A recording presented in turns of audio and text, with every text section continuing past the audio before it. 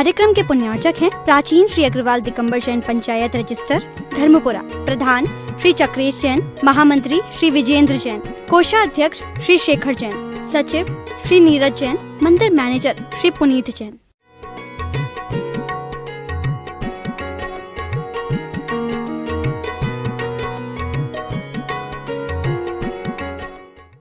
बात चल रही है, देखिए 7-8 दिन उदासीन आश्रम के प्रांगण में मुखमाटी का वाचन हुआ। आज पुनः भाग्योदय के इस परिसर में मुखमाटी का पुनः जो वाचन प्रारंभ होता है। अब तक के प्रसंग ये चला कि पहले 3 बदलियां आई थी शुभलेच्छा के प्रतीक। अब 3 बादल आए हैं अशुभलेच्छा के प्रतीक। पहले 3 बदलियां आई थी, एक सफेद थी, एक पीली थी और एक लाल और एक पीली थी। लेकिन अब 3 घने बादल आए हैं धरती पर प्रलय मचाने के लिए।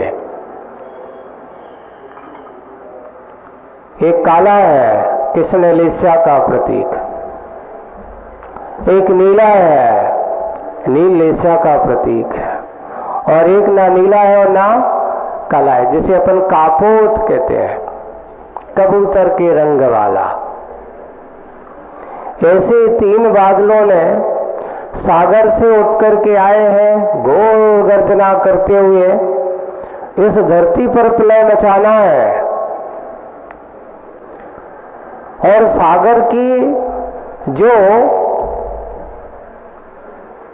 इस धरती को एक तहस नहस करने का भाव उसके मन में इन बादलों के माध्यम से फरना है, क्योंकि उसका काम है धरती के रत्नों को छीनना और धरती के रत्नों को अपने सागर में लाना।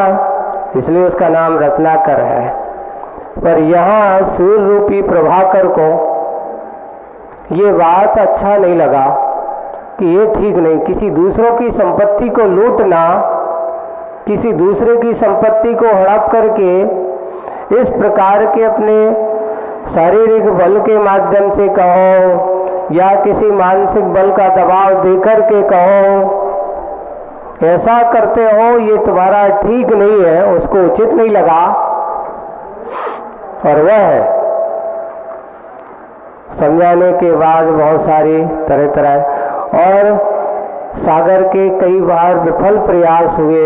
इस बार उसने एक चाल चली है और राहु से अपना सांठगांठ बनाया है कि सूर्य प्रभाकर को दिनकर के प्रभाव को कम कैसे किया जाए।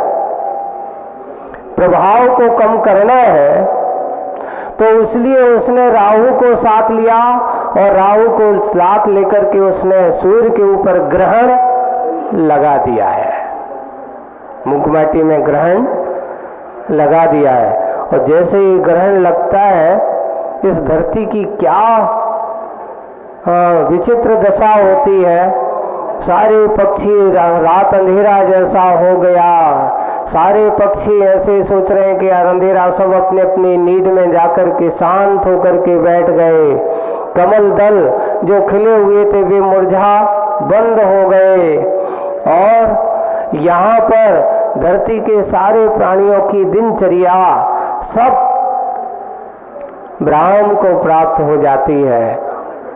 ऐसा तो जब करते हुए संबोधन के रूप में कहा तो मां धरती ने कहा कि भाई देखो,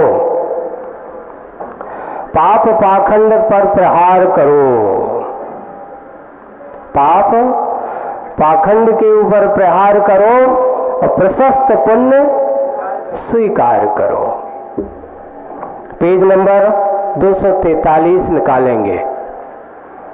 पेज नंबर 243 पर पुनः मुखमाटी का प्रसंग अब आगे चढ़ता है कि माँ के उसने जब इस प्रकार की प्रतिकूल परिस्थिति होती है तो यहाँ पर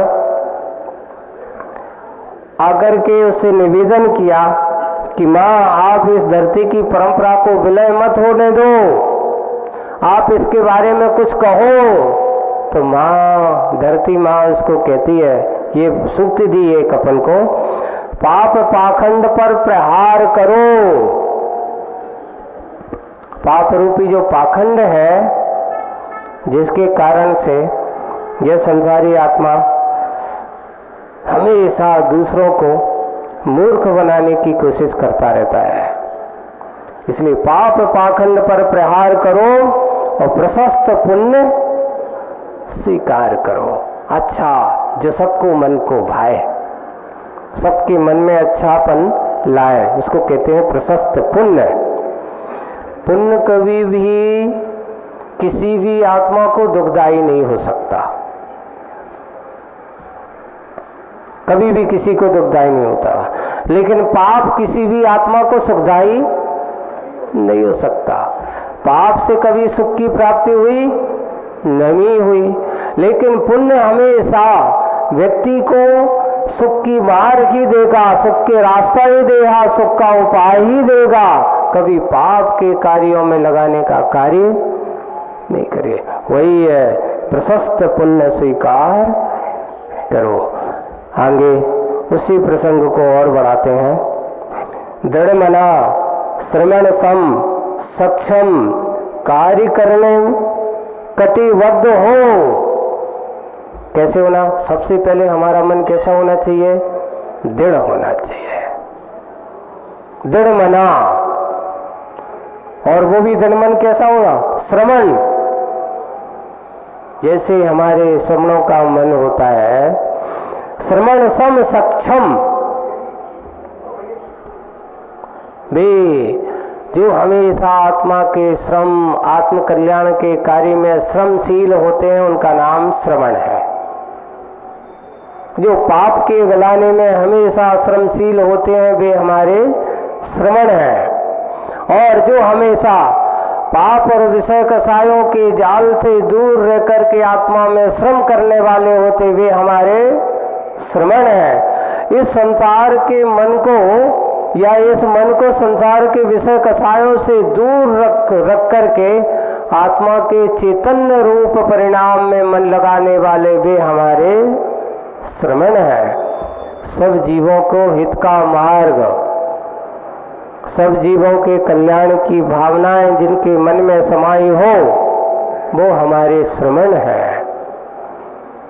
ऐसे हमारे श्रवण जो कैसे हैं? दृढ़ मना, जिनकी मन की दृढ़ता, जिनके बारे में कहा जाता है वे कभी भी किसी के कहने पर कभी मार्ग से विचलित नहीं होते, इसलिए उनको संज्ञा दी दृढ़ मना श्रवण सम सक्षम। अपने एक और अपना मन कैसा हो? एक पूजन अपनो कौन सी पूजन में है? मुनि समो उज्जल नीर, आदिनाथ पूजन में नहीं, आदिनाथ पूजन नहीं है, 24वीं पूजन में है। वहाँ उपमा की है, उपमा दी है, मुनि मन समो उज्जल नीर प्रासुक गंध भरा। ये सब दिया है कि आपका मन कैसा हो भगवान? ऐसा हो जैसे मुनियों का मन बिल्कुल निर्मल होता है, वैसे ही मैं आपके श्री चरणों में बिल्कुल ऐसा ही निर्मल जल लेकर के आया हूं। ये हमारे मुनियों के मन की कल्पना वहां पर की है। उज्जवल नीर, साफ सुथरा उज्जवल नीर लेकर के आपके श्री चरणों में आकर के मैं अपने आप को अर्पित कर रहा हूँ। ऐसे ही दृढ़ मना है, दृढ़ मना तो है पर मलिन मना नहीं है। एक देखो, एक कसाय के साथ भी जिद्द होती है, एक संयम के साथ दृढ़ता होती है। संयम के साथ जो मन में अडिगता होती है उसको दृढ़ता कही जाती है, लेकिन कसाय के साथ जो दृढ़ता होती है उसको जिद कही जाती है।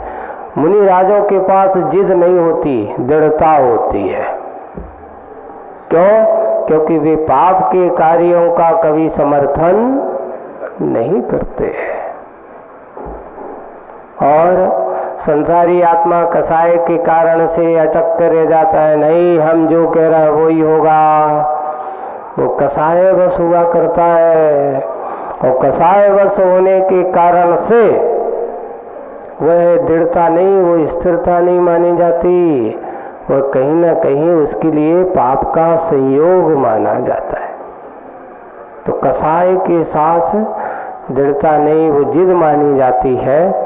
लेकिन जो अपने आप को स्थिर रख कर के अपने व्रत संयम में स्थिर रहते हैं, उसका नाम दृढ़ता। मार्ग से कभी विचलित ना हो, वही दृढ़ता का परिणाम है। दृढ़ मना समण सम सक्षम, कार्य करने में कटिबद्ध। ऐसे मुनिराज जो हमेशा कार्य करने में सदा कटिबद्ध हो, अथाय उत्साह साथ ले। ऐसा नहीं कोई भी क्रिया हो तो मन मार के मत करो। मन मार करते रहे, कर तो रहे हैं पर मन नहीं था, लेकिन करना पड़ रहा है। और एक यहाँ वो जो होते अथाय, जिसकी कोई सीमा नहीं, उत्साह, प्रसन्नता का भाव, ऐसा में हर्षितपना। कटिबद्ध साथ ले, अनगिन कड़े ये उड़ते हैं उन बादलों के। और या कहो कि एक अच्छे व्यक्ति, प्रसारशील व्यक्ति के प्रसाद की कल्पना यहाँ पर की जा रही है। अनगिन कण भी ये उड़ते हैं, थाय शून्य शून्य में, उसमें शून्य अर्थात आकाश। शून्य से क्या लेना है यहाँ पर? शून्य शून्य में बढ़ते हुए उड़ते हुए जा रहे हैं, शून्य शून्य में, आकाश में। और रणभेदी सुनकर रणांगन में कूदने वाले, जैसे कैसे जा रहे हैं? तो कल्पना की है, जैसे ही जब कोई युद्ध काल चलता है ना, और जैसे ही रणभेदी बढ़ती है, सारे के सारे रणांगण में कूदने वाले स्वाभिमानी स्वराज प्रेमी लोहित लोचन उद्भट्ट सम, उन सैनिकों की तरह जो लड़ने में बिल्कुल अच्छे तत्पर हैं और जो अपने राज्य की रक्षा करने के लिए, तो स्वराज्य सुप्रेमी, स्वाभिमानी स्वराज प्रेमी, जो स्वाभिमानी है और स्वराज प्रेमी है, ऐसे लोहित लोचन उद्भट्ट सम, बिल्कुल दृढ़ता के साथ। या ये कहो, कैसे कहो? जैसे तप्त लोहे पिंड पर घन प्रहार से चट चट छूटती स्फुलिंग अनुचटन सम। जैसे जब लोहा वो बनाता ना, लोहार, तो जब गर्म करता है और लोहे से क्या करता है? पीटता है, और जब पीटते समय उसके जो कण उचटते हैं लाल लाल, उसकी स्फुलिंग होती है लाल लाल धरती के कण, क्षण क्षण में एक एक होकर कई जल कणों को बस सोखते जा रहे हैं। गरम लोहे पे पानी डालो, तवे पे पानी डालो, जैसे ही डलता है एक आवाज आती छन, और उस पानी को पता चलता कहाँ गया, पानी भाप बन करके उड़ जाता है। एक लोगों की एक धारणा है, आग ने पानी को कभी खाया नहीं, बस इतना है, पानी को तपाया जरूर है, कभी भी वह पानी को नष्ट नहीं कर सकती है। हाँ, परिणति बदल तो सकती है। वैसे ही जैसे पानी के बारे में कहा गया कि जैसे ही आग का संयोग बना, उसके कारण से उसने पुद्गल जो स्कंद रूप पर्याय थी उसको छोड़ करके भाप बना और उड़ गया, वह उड़ गया। वैसे ही लिखा है, जैसे उस पानी में आग के संयोग हुआ, वो भाप बना उड़ गया, वैसे ही प्राणी की दशा भी है तुम्हारी भी, कि जैसे ही इस कर्म का संयोग दूर हुआ, शरीर का संयोग दूर हुआ, आत्मा के अपने परिणाम आत्म प्रदेश शरीर से दूर है, भाप की तरह उड़ करके अन्य गति की ओर चलते बने, पर्यायांतर की ओर चलते बने।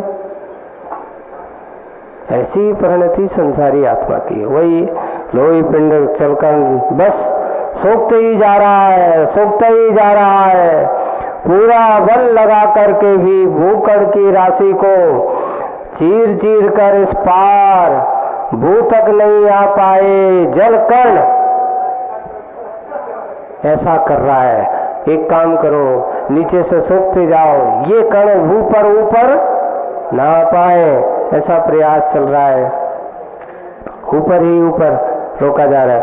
ऊपर से नीचे की ओर गिरते अनगिन जलकण से नीचे से ऊपर की ओरते अनगिन भूकण। जब पानी गिरेगा, आप गुरु शुरुआत करना, जब बूंदाबांदी गिरती है धूल बहुत हो है, और धूल जब तक जैसे शुरुआत जैसी पानी में गिरती बूंद गिरती है, वहां की धूल कहाँ ऊपर उठती है? ऊपर की ओर। दो चार बूंदें गिरे, जिसे अपन कहते बूंदाबांदी हो गई। और जैसे ही बूंद गिरती है तो पानी का कण नीचे गिरा तो भूमि का कण ऊपर उड़ा। इधर पानी का कण नीचे और भूकण ऊपर। जोरदार टकराव किसमें? पानी कणों में और भूकणों में। भूकण अर्थात धूल के कणों में जोरदार टकराव। परिणाम यह हुआ, एक एक जल कण कई कणों में विभाजित होते जोरदार बिखराव। जैसे ही हुआ तो उन जल कणों का अनेक कणों में हो जाता है और जोरदार बिखराव। चारों ओर जोर शोर, शोर सुन सूर मंडल में घूमदार बिखराव, गिराव। यानी घूमदार कैसा हो गया? घिराव हो गया। चला घनों के ऊपर विघन छा गया, भूकण छगन हो गए, खोकर भी अग से परे अनग रहे। अबे भूकण जो क्या हो गया?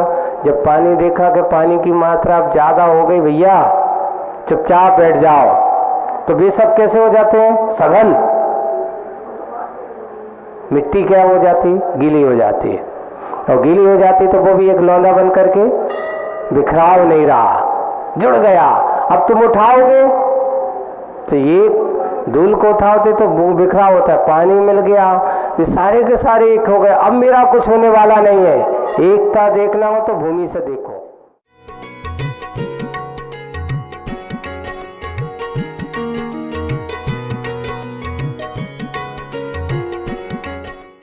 इस कार्यक्रम के पुण्यार्जक थे प्राचीन श्री अग्रवाल दिगंबर जैन पंचायत रजिस्टर धर्मपुरा, प्रधान श्री चक्रेश जैन, महामंत्री श्री विजेंद्र जैन, कोषाध्यक्ष श्री शेखर जैन, सचिव श्री नीरज जैन, मंदिर मैनेजर श्री पुनीत